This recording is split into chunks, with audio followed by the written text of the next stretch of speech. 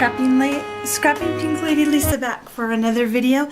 This time I wanted to show you a card that I have made, and this comes from a challenge from Roxy.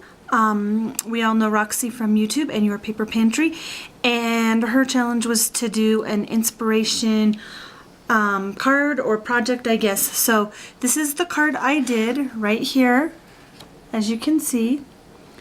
And the girl comes from Going Places, and so does the arrow. And the crown comes from Alphalicious, and I just stamped Happy Birthday all over the speech bubble arrow, if you will. And this is how my card turned out, and I'm going to show you how I put it together. But the first thing I'm going to do is show you the inspiration card so that you can see that. So I'm going to set this aside. This picture right here is the inspiration one, and I did mine a little bit different. I think their card was bigger than mine, and they layered their speech bubble arrow, and they did put some jewels and things on the crown, but I did mine a little bit different. So let's go ahead and get started, and I'll show you what I did. I cut my card at this way, so that when it's folded over it makes your card like this, but I just turned it this way, so I guess it still works out to be 4 1/4 by 5 1/2. And then I cut my black layer 1/4 inch smaller than that. So let's go ahead and put some ATG tape on that.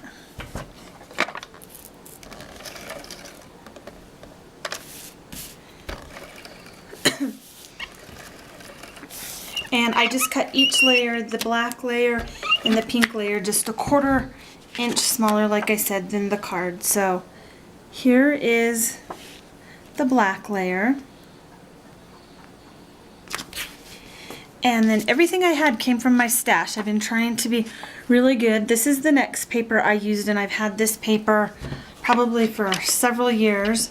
So I've been trying really good to use what I have from my stash. It's been really tempting with all the new things coming out that I saw from CHA to want to run right out and buy everything, but I've been trying really hard to be good about using my stash. So then we're just gonna go ahead and center this right here on our next layer,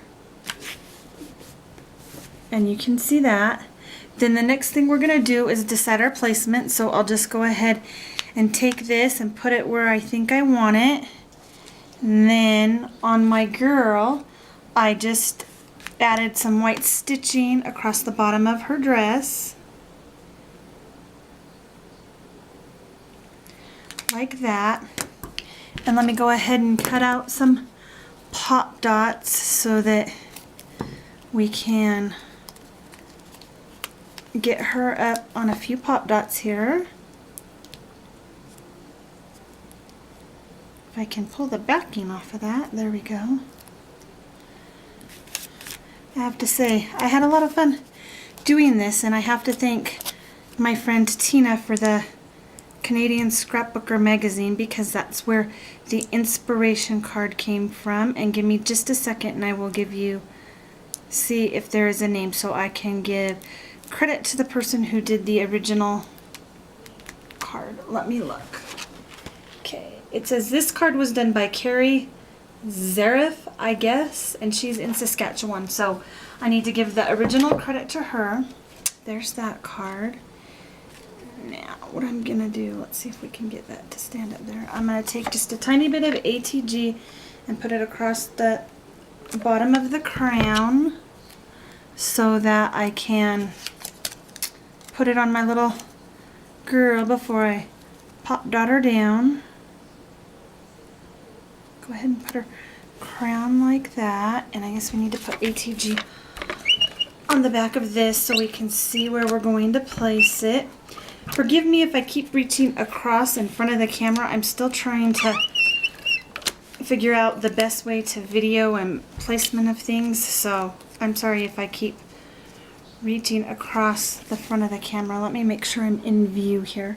So here we are. We're just going to go ahead and place our speech bubble arrow down like that, and then we're going to take our girl and kind of angle her just a little bit like that. And I guess what we should have done, but I can do that off camera, is you can see on my other card I did white stitching. So I'll go ahead and do that. And then I'll go ahead and add the pink gem right there on her dress when I'm all done with this card.